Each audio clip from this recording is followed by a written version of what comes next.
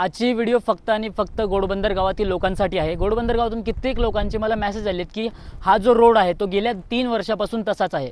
तर मला घोडबंदर गावातील प्रत्येक नागरिकाला आणि प्रत्येक इथल्या रहिवाशांना माझं एक सांगणं आहे, आपण गेल्या कित्येक वर्षांपासून आपल्या पिढ्याने पिढ्या हा घोडबंदर गावात राहतात आहे आणि जर एवढं सगळं असून पण तुम्हाला इथे हा त्रास सहन करावा लागतोय, त्यासाठी आपण एकच पर्याय करायचा आहे। जेवढे घोडबंदर गावातील लोक रहिवासी यूथ आहेत त्यांनी मिळून एक सध्या कार्य करा, एक व्हॉट्सॲप ग्रुप रेडी करा।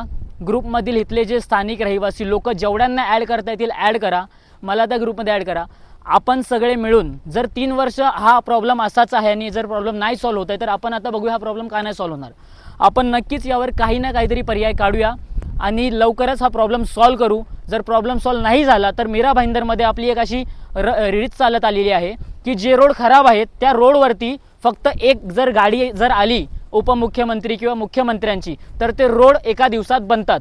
आपल्याकडे 2 पर्याय आहेत, एक सगळे एकत्र येऊया। घोडबंदर गावातील प्रत्येक नागरिकाला माझं एकच मत आहे, ही वेळ आहे एकत्र येण्याची। रोडसाठी एकत्र या। 3 वर्ष तुम्ही त्रास सहन केलाय, आता अजून नाही, फक्त एकत्र या। एक ग्रुप बनवा, कोणी पण जी पण ही व्हिडिओ बघताय घोडबंदर गावातील एक व्हॉट्सॲप ग्रुप बनवा, सगळ्यांना त्यात ॲड करा।